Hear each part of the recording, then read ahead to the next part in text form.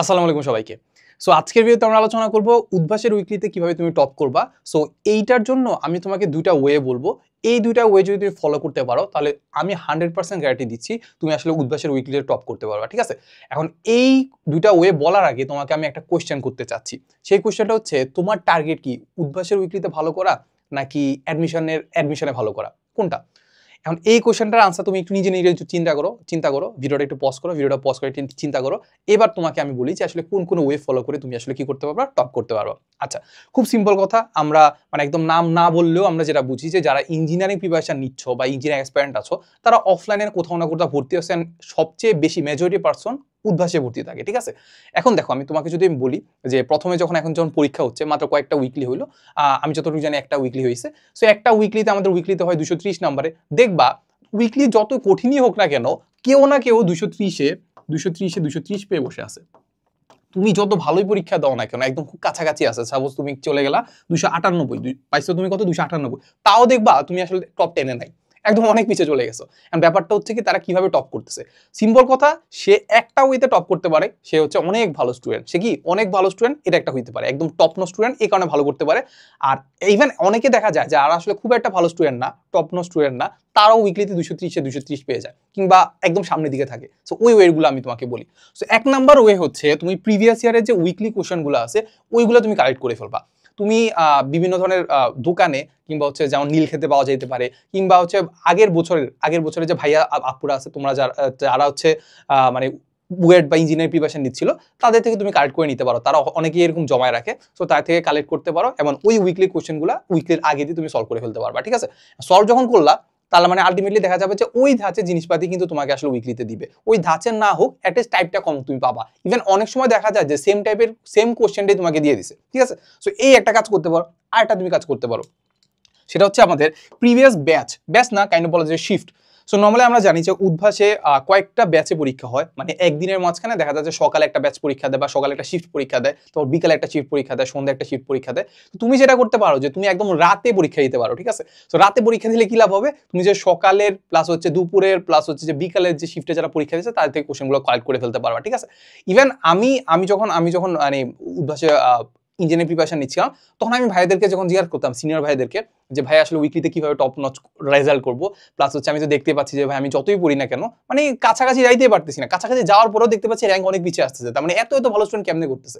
So ওই ভাইয়েরা আমাদেরকে এটাই বলছে যে আমরা আগের বছর অনেক দেখছি এরকম, যে যারা কি করে জানো, একটা গ্রুপ থাকে, একটা গ্রুপ অফ পিপল থাকে, যারা আসলে কি করে একসাথে ধরো ম্যাথে পড়াশোনা করতেছে, কিংবা হচ্ছে গ্রুপ স্টাডি করতেছে। সো ওরা কি করে, যে আগের ব্যাচ বা আগের শিফট যারা আছে, ওই শিফটের কোশ্চেনগুলো কালেক্ট করে নিজেরা সলভ করতে পারলে দেখা যাবে যে ওই টাইপের জিনিসপাতি কি আছে, আবার পরে শিফটে পরীক্ষা দিচ্ছে, বা ওই টাইপের না হলেও সেম টাইপের জিনিসপাতি দিয়ে দিচ্ছে। ঠিক আছে? এই তো কথা। তাহলে আমরা দুইটা ওয়ে দেখলাম, এই দুইটা ওয়ে যদি তুমি ফলো করতে পারো, তাহলে তুমি উদ্ভাসের উইকলি টপ করবেই, 100% শিওর। ঠিক আছে? ইজি তো, বোঝা যায়। আচ্ছা, এখন যে প্রশ্নটা করলাম, যে আসলে তোমার টার্গেট কোনটা, উদ্ভাসের উইকলিতে ভালো করা নাকি আসলে অ্যাডমিশনে ভালো করা? সিম্পল কথা, তোমার উদ্ভাসের উইকলিতে তোমার ভালো করার দরকার আছে, অবশ্যই আছে, বাট ওইটা তোমার মেইন টার্গেট না। মেইন টার্গেট তোমার কোনটা? অ্যাডমিশনে ভালো করা। সো অ্যাডমিশনে যদি ভালো করতে হয়, তার মানে উদ্ভাসের উইকলিতে ভালো করতে হবে, ঠিক আছে, উদ্ভাসে কিন্তু টপ রেজাল্ট তোমাকে করতে হচ্ছে না, টপ রেজাল্ট কি করতে হচ্ছে না। সো এইখানে আসলে আমাদের দুই ক্যাটাগরি মানুষ চলে আসতেছে। একজন হয়তো বা এটা 230-এর খুব কাছাকাছি যাইতে পারতেছে, বাট তার র্যাঙ্ক যেহেতু খারাপ আসতেছে, সে একটু ডিপ্রেস, যে আসলে আমার র্যাঙ্ক তো খারাপ আসতেছে, আমি যতই কাছাকাছি যাই না কেন আমার র্যাঙ্ক তো খারাপ আসতেছে। আর আরেক দল স্টুডেন্ট আছে যাদের আসলে একদম কাছাকাছিও যাচ্ছে না, কি হচ্ছে, কাছাকাছি যাচ্ছে না, ইভেন দেখা যাচ্ছে যে তারা হতাশ হয়ে যাচ্ছে, কারণ আসলে দেখা যাচ্ছে তাদের 50% মার্কসও আসতেছে না। ব্যাপারটা তোমাকে বুঝাই।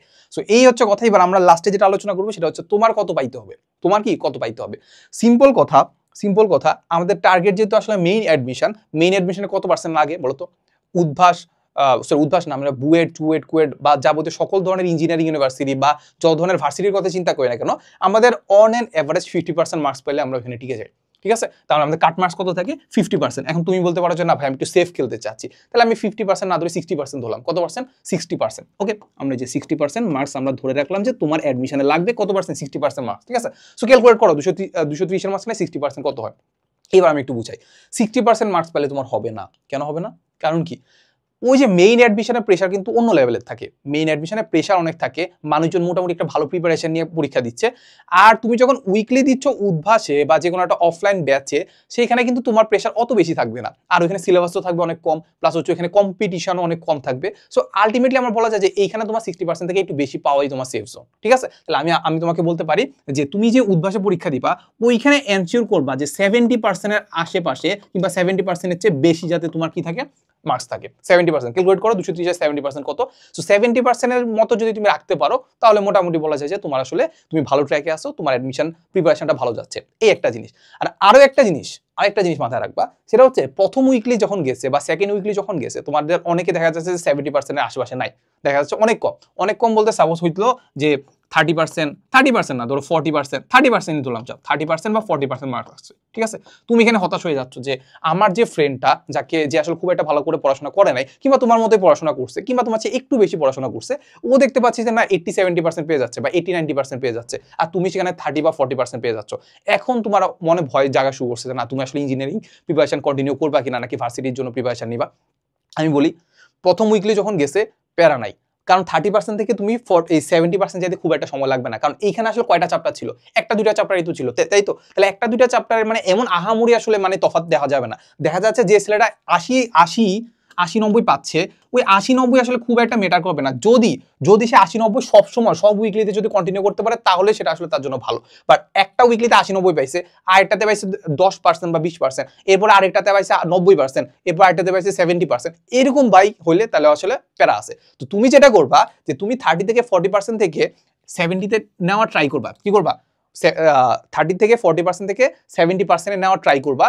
ট্রাই করতে করতে এটা এনশিওর করবা যে বাকি যেগুলো আছে ওইগুলো যাতে তুমি একদম কনসিস্টেন্টলি কি করতে পারো, যাতে একদম মানে ফল না করে আর কি, যাতে এরকম যাতে না হয়, ফ্ল্যাকচুয়েট না করে, ঠিক আছে? সো এটা এনশিওর করবা যে তুমি যা রেজাল্ট করতেছো, যেরকমই রেজাল্ট কেউ না কেন, সেটা যেন একদম কনস্ট্যান্ট থাকে, ঠিক আছে? আচ্ছা, সো এইটা হচ্ছে কথা।